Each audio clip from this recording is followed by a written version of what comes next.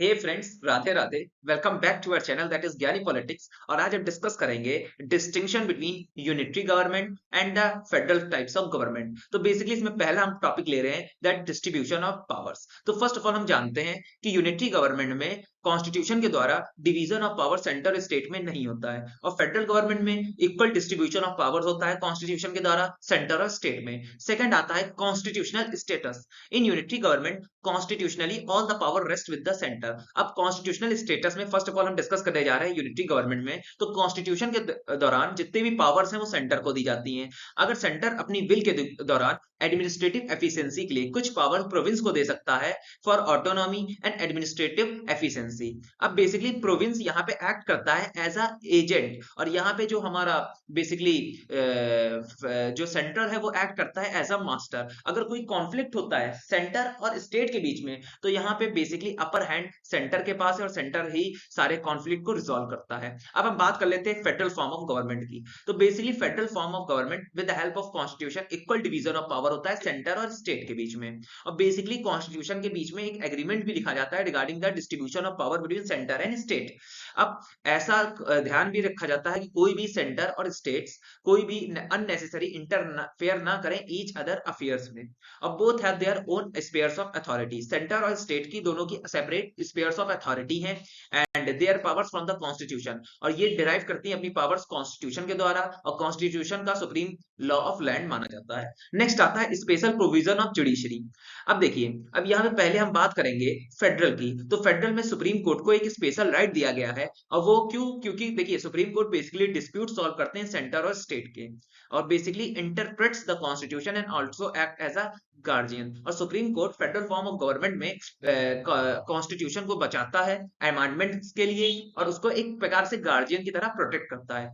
Next आता है हमारा that is unitary form of government. यहाँ पे पोजीशन सुप्रीम कोर्ट की कोई स्पेशल नहीं रहती है, ठीक है। यहाँ पे जितने भी डिस्प्यूट्स है बेसिकली सेंट्रल गवर्नमेंट अपने विल के अकॉर्डिंग सॉल्व करती है।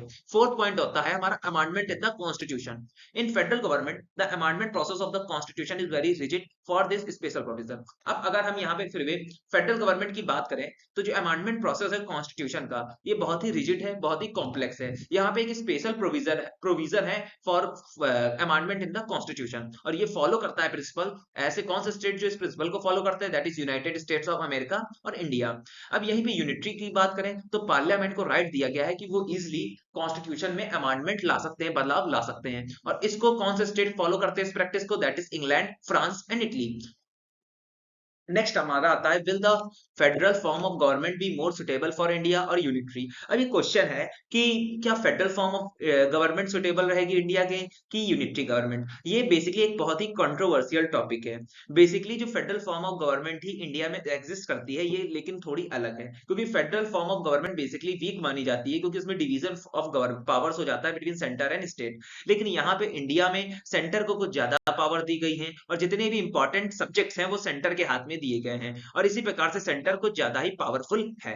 They say that the federal government are legislative. अब देखिए, अब जो सपोर्टर्स हैं कि यूनिटरी गवर्नमेंट के, वो कहते हैं अगर भारत में हमारी यूनिटरी गवर्नमेंट होती, जैसे कि आज फेडरल फॉर्म ऑफ गवर्नमेंट है, तो यहाँ पे दो लेजिस्लेचर हमको स्थापित करने पड़े, एक सेंटर में इसी के साथ साथ स्टेट में। अब जो सपोर्टर्स है यूनिटरी गवर्नमेंट के, वो कहते हैं अगर भारत में यूनिटरी गवर्नमेंट होती तो भारत के पास लेजिस्लेचर भी होता, कैबिनेट भी होता सेंटर लेवल पे, जिसकी वजह से इकोनॉमिक एक्सपेंडिचर कम होता, यूनिफॉर्मेलिटी आती एडमिनिस्ट्रेशन में, और बेसिकली सेंट्रल गवर्नमेंट पावरफुल बनती। और डू द आर्गुमेंट्स आर वे। लेकिन अब देखा जाए तो ये सब आर्गुमेंट्स है जरूरी है। अगर भारत में यूनिटरी फॉर्म ऑफ गवर्नमेंट होती तो यहाँ की कंडीशन थोड़ी अलग होती, लेकिन अगर ऑल ओवर देखा जाए तो federal form of government is best for India. Next आता है कॉन्फेडरेशन। अब बेसिकली मीनिंग ऑफ कॉन्फेडरेशन समझ लेते हैं।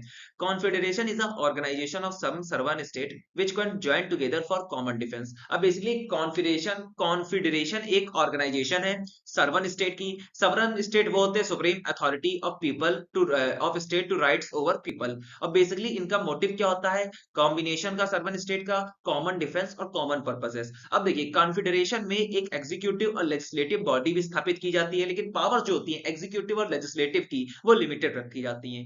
अब हम डिस्कस कर लेते हैं what is the distinction between federation and confederation. तो both the federation and confederation have been derived from the word foedus. अब जो वर्ड है कॉन्फेडरेशन और फेडरेशन हमारा ग्रीक वर्ड दैट इज फेडस से आया है। इसके साथ साथ इसमें बहुत सारा डिफरेंस है उसको हम पढ़ने जा रहे हैं। तो first of all in federation the federating units give us the sovereignty of the federation which give birth to new sovereign state. अब बेसिकली कोई भी फेडरल स्टेट में जो उसकी फेडरेटिंग यूनिट्स होती हैं वो कुछ अपनी सर्वनिटी सेंट्रल को देती है जिससे एक नए सर्वन स्टेट का फॉर्मेशन होता है। अगर अमेरिका की बात करें तो यहाँ पे 50 स्टेट है ज्वाइन टुगेदर और वो फॉर्म करते हैं यूनाइटेड स्टेट्स ऑफ अमेरिका और वो की एक सर्वन स्टेट है। अब कॉन्फेडरेशन की बात कर लें। Confederation the state remains servant even after joining the confederation, it is also the United nation. अब कॉन्फेडरेशन में हमारा सर्वनिटी का कॉन्सेप्ट नहीं आता है, स्टेट हमेशा सर्वन रहता है या तो वो ज्वाइन करे या करने के बाद। और बेसिकली यूनाइटेड नेशन भी हमारा मेंबर है कॉन्फेडरेशन का। सेकंड आता है in confederation every citizen is a member of the state not the confederation. अब बेसिकली जो मेजर डिफरेंस है कॉन्फेडरेशन और फेडरेशन का कि कॉन्फेडरेशन बेसिकली हर नागरिक जो कि सिटीजन है स्टेट का वो सिटीजन नहीं होता है कॉन्फेडरेशन का, लेकिन फेडरेशन में हर सिटीजन मेंबर होता है फेडरेशन का। अब थर्ड बेसिकली माना जाता है अगर कोई हमारा स्टेट फेडरेशन को लीव करता है तो वो इलीगल है, लेकिन कॉन्फेडरेशन को लीव करना इलीगल नहीं है। फोर्थ पॉइंट है there is no separate law for confederation. अगर देखा जाए तो कॉन्फेडरेशन के लिए कोई सेपरेट लॉ नहीं है लेकिन फेडरेशन के लिए कुछ सेपरेट लॉज भी हैं। अब fifth federation is more stable then confederation, और आजकल ये भी माना जाता है कि फेडरेशन बहुत ज्यादा स्टेबल है एज कंपेयर टू कॉन्फेडरेशन। तो दोस्तों यही था मेरा video confederation, federation and difference between federation and confederation के बारे में, unitary government unitary and federal form of government के बारे में। अगर आपको टॉपिक पसंद आया तो लाइक सब्सक्राइब कीजिएगा और जय श्री राधे दोस्तों।